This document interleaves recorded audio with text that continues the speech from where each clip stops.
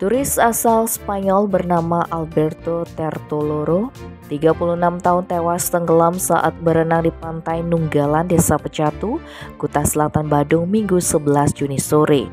Informasi yang dihimpun dari Basarnas Bali, insiden ini bermula ketika korban berenang bersama turis asing lainnya di pantai tersebut sekitar pukul 16.30.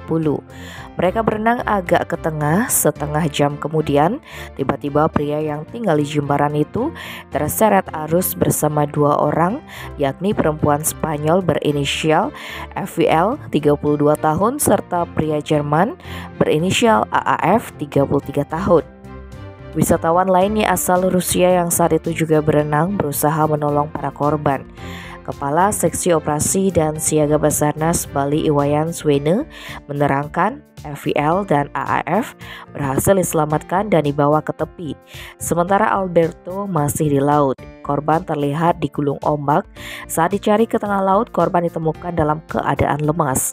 Sempat diberikan pertolongan pertama resusitasi jantung paru-paru di tepi pantai, tetapi nyawa pria asal negeri Matador ini tidak tertolong.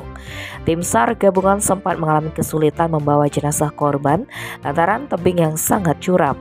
Namun akhirnya jenazah Alberto berhasil dievakuasi ke RSUP Prop Ngurah Denpasar. Tim Bali Express melaporkan.